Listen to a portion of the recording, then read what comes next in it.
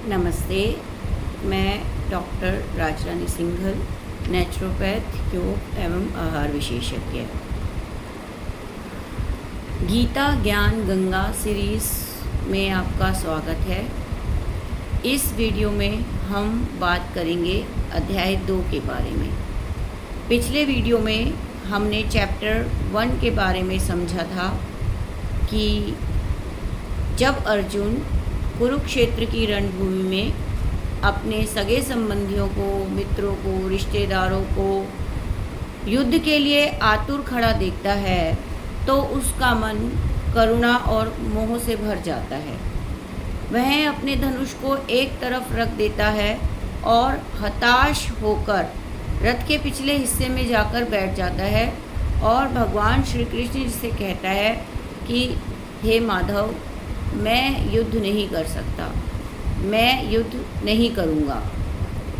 तब इस दूसरे अध्याय में भगवान श्री कृष्ण अर्जुन को उसके कर्तव्य के लिए समझाते हैं, उसको ज्ञान देते हैं कि वास्तव में जीवन क्या है, मृत्यु क्या है, आत्मा क्या है, शरीर क्या है। हम इस जीवन की चुनौतियों का सामना कैसे कर सकते हैं। वास्तव में यह अध्याय संपूर्ण गीता का सार है। इस अध्याय में भगवान श्री कृष्ण अर्जुन को जीवन का उपदेश देते हैं। वे समझाते हैं जन्म, जीवन, मृत्यु, जरा और व्याधि से भरे इस संसार से पार जाने का उपाय क्या है। वे बताते हैं कि जो व्यक्ति भोग की इच्छा से मुक्त होता है, स्वयं को कर्ता नहीं मानता, वह ही स्थायी शांति प्राप्त कर सकता है। वह यदि मृत्यु के समय भी ऐसा ही बना रहता है तो वह मोक्ष को प्राप्त करता है। भगवान इस अध्याय में बताते हैं कि यदि हमारे शरीर के संस्कार शेष हैं तो ही हम अपने जीवन में रहते हैं। यदि हमारे संस्कार नष्ट हो चुके हैं तो हम अगले शरीर के लिए चले जाते हैं। इस शरीर के संस्कार रहने तक ही हम इस शरीर में रहते हैं। एक भी श्वास हम अधिक नहीं ले सकते जब यदि हमारे संस्कार खत्म हो चुके हैं इस शरीर के प्रति। तो हम कर्म करते हुए संस्कारों का निर्माण करते हैं। भगवान ये बताते हैं कि कर्म क्या है और संस्कार क्या है। इस चैप्टर का नाम सांख्य योग है। इस चैप्टर में 72 श्लोक हैं, जिसमें 1 से 10 श्लोकों तक तो भगवान इसमें अर्जुन की कायरता के विषय में बताया गया है। 11 से 30 श्लोकों में ज्ञान का विषय लिया गया है। 31 से 38 श्लोक में क्षत्रिय धर्म के अनुसार युद्ध करने की आवश्यकता बताई गई है, जो कि भगवान ने अर्जुन को बताया कि क्षत्रिय धर्म तेरा धर्म है। अपने धर्म में रहकर अपना कर्तव्य करना सबसे श्रेष्ठ है। चाहे ऐसा लगे तुम्हें कि तुम पाप कर रहे हो, लेकिन अपने धर्म का पालन करना है। इसमें मुश्किलें आती हैं, लेकिन दूसरे के धर्म के अनुसार या दूसरे के कहे अनुसार यदि हम काम करते हैं तो वो सही नहीं है। 39 से 53 सूत्रों में बताया है कि कर्म क्या है। कर्म योग की शिक्षा दी है भगवान ने। फिर 54 से लेके 72 तक श्लोकों में भगवान ने स्थिर बुद्धि पुरुष के लक्षण और उसकी महिमा का वर्णन किया है, जिसमें उन्होंने बताया है कि ज्ञानी व्यक्ति किस प्रकार से अपना कर्म करता है। यह अध्याय दुखी और व्यथित अर्जुन को मोह और निराशा से ज्ञान की ओर लेकर जाता है। यह अध्याय आत्मा की अमरता, कर्म योग और निस्वार्थ कर्तव्य के महत्व को सिखाता है। श्री कृष्ण जी हमें कर्म, ज्ञान और भक्ति योग का महत्व बताते हैं। इसमें हमें अपने कर्तव्यों का पालन करना सिखाते हैं। जीवन की चुनौतियों का सामना धैर्य और साहस से कैसे किया जाता है, ये हम इस अध्याय में सीखते हैं। इस अध्याय में भगवान श्री कृष्ण अर्जुन को समझाते हैं कि उसका सच्चा धर्म, उसका कर्तव्य यही आदेश देता है कि वह अन्याय के विरुद्ध खड़ा हो और युद्ध भूमि में उतरकर धर्म की रक्षा करे। इस अध्याय में श्री कृष्ण अर्जुन को दो महत्वपूर्ण मार्ग सिखाते हैं, कर्म योग और ज्ञान योग। कर्म किया जाता है और दूसरा है ज्ञान योग, जो आत्मा, परमात्मा और संसार के सत्य को जानकर वैराग्य की ओर ले जाता है। इन दोनों मार्गों के माध्यम से श्री कृष्ण अर्जुन के भ्रम को दूर करते हैं और उसे कर्तव्य पथ पर अग्रसर करते हैं। इस चैप्टर में भगवान श्री कृष्ण जी को जब समझाना शुरू करते हैं तो कहते हैं, देहिनो अस्मिन् यथा देहे कौमारम यौवनम जरा तथा देहांतर प्राप्तिर्धीरस्तत्र न मुह्यति। जैसे जीवात्मा इस देह में बालकपन, जवानी और वृद्ध होती है, वैसे ही अन्य शरीर की भी प्राप्ति होती है। उस विषय में धीर पुरुष मोहित नहीं होता। हे कुंती पुत्र, सदा हमें सर्दी, गर्मी, सुख दुख को देने वाले इंद्रिय और विषयों के संयोग तो उत्पत्ति विनाशशील और अनित्य हैं। इसलिए हे भारत, तू उनको सहन कर दुख सुख को समान समझने वाले जिस धीर पुरुष को ये इंद्रिय और विषयों के संयोग व्याकुल नहीं करते, वह मोक्ष के योग्य होता है।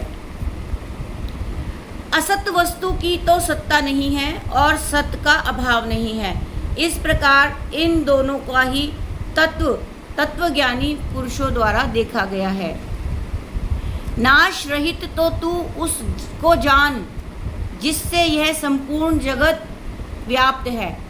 जैसे ये शरीर आज है, कल नहीं था और कल भी नहीं रहेगा। हम बचपन, जवानी, बुढ़ापा, इन सब में विचरण करते हैं।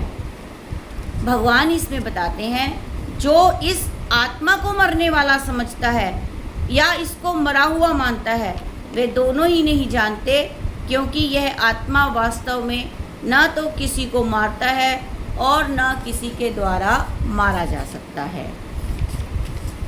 आत्मा की बहुत अच्छी ज्ञानवान बातें भगवान श्री कृष्ण जी ने अर्जुन को इस अध्याय में बताई है।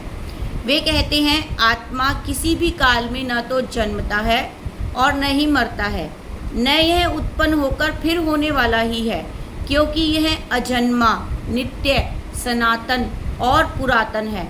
क्योंकि शरीर के मारे जाने पर भी इसका नाश नहीं होता। जैसे मनुष्य पुराने वस्त्रों को त्याग कर दूसरे नए वस्त्रों को ग्रहण करता है, वैसे ही जीवात्मा पुराने शरीर को त्याग कर नए शरीरों को प्राप्त होता है। इस आत्मा को शस्त्र काट नहीं सकता, आग जला नहीं सकती, पानी गीला नहीं कर सकता और वायु सुखा नहीं सकती। यह आत्मा अछेद्य है, आत्मा अदाय है, अक्लेय है, अशोष्य है। आत्मा नित्य, सर्वव्यापी, अचल, स्थिर रहने वाला और सनातन है। आत्मा की इतनी सुंदर परिभाषा भगवान जी ने अर्जुन को समझाई। आत्मा अव्यक्त है, आत्मा अचिंत्य है, आत्मा विकार रहित है। हे अर्जुन, इस आत्मा को मैंने तुझे समझाया है। वास्तव में आत्मा क्या है, इस बात को तू जान ले कि ये जो सब लोग हैं, या मैं हूँ या तू है, केवल इस जन्म के ही नहीं हैं। हमारे और भी पिछले जन्म थे, हमारे और भी अगले जन्म होंगे। केवल इस जन्म में यदि तुझे इनसे लड़ना पड़ रहा है, इनको मारना पड़ रहा है, तो ये भी मेरे ही कारण जैसे तुम किसी मरे हुए व्यक्ति को जिंदा नहीं कर सकते, तो जीवित व्यक्ति को भी नहीं मार सकते। ये सब मेरी ही प्रेरणा से होता है। हे अर्जुन, तू कर्म किए जा, फल की चिंता मत कर। फल तेरे हाथ में है ही नहीं, फल का अधिकारी तो देने वाला मैं ही हूँ। हे अर्जुन, इस चैप्टर में जहाँ तक मुझे समझ में आया है और मैं आपको अपने सरल शब्दों में समझाने की कोशिश कर रही हूँ कि ये चैप्टर हमें सिखाता है कि हमें इस जन्म में अपने कर्तव्यों का पालन करना है, धैर्य से, साहस के साथ। लेकिन हमारे सामने क्या स्थिति है, उसमें हमें अपना धैर्य नहीं खोना है। इस चैप्टर में हमारे शरीर में बचपन, जवानी और बुढ़ापा आता है, वैसे ही एक शरीर से दूसरे शरीर में जाना भी होता है। शरीर बदलता है लेकिन आत्मा अमर है। तो यहाँ पर भगवान हमें आगे कर्म योग की शिक्षा देते हैं। जैसे जिस बात में कर्म करो लेकिन उसके फल की इच्छा मत करो। फल में लगे रहने से मन बंधता है और हमारा दुख बढ़ता है। हमें कर्म योग के मार्ग पर चलना चाहिए। कर्म हमारी कर्तव्य है, हमें अपने कर्तव्य से पीछे नहीं हटना है। कर्मण्येवाधिकारस्ते मा फलेषु कदाचन मा कर्म फल हेतुर्भूमा ते संगोस्त्व कर्मणि। तुम्हें कर्म करने का अधिकार है, लेकिन उसके फल की इच्छा करना, उसमें हमारा कोई कर्म नहीं है। भगवद गीता चैप्टर 2 का यह जो श्लोक है हमें बहुत कुछ सिखा देता है। इस चैप्टर में हमें उस ज्ञान के बारे में भगवान बताते हैं कि हम कैसे वैराग्य प्राप्त कर सकते हैं, कैसे हम अपने जीवन में सुख से रह सकते हैं। अगर वह ज्ञान हमें हो जाए तो हमें कोई दुख ही नहीं होगा पिछली बातों का कि वास्तव में ये क्या है। और दूसरी बात, कौन सा ऐसा कर्म है जिसको करने से हम उस ज्ञान की प्राप्ति कर सकते हैं। वो है हमारा निष्काम कर्म। निष्काम कर्म जिसमें भगवान ने बताया कि कर्म के फल के बारे में नहीं सोचना, इसमें हमें हमारे कर्तव्य के बारे में सोचना है कि मानव धर्म क्या है, मानव का कर्म कैसे होना चाहिए। जैसे कि हमें दूसरों की भलाई के लिए कर्म करना चाहिए जिसमें हमारा स्वयं का हित ना हो। निस्वार्थ भाव से निष्काम कर्म हम करते हैं तो हमें उस ज्ञान की, उस वैराग्य की हमारे अंदर प्राप्ति हो जाती है। तो दूसरी आगे चीज़ बताते हैं कि स्थिर बुद्धि वाले पुरुष के लक्षण क्या होते हैं। स्थिर बुद्धि वाला पुरुष कैसा होता है। स्थिर बुद्धि वाला पुरुष के बारे में बताते हैं कि जब व्यक्ति अपनी कामनाओं को, अपनी इच्छाओं को त्याग कर देता है तो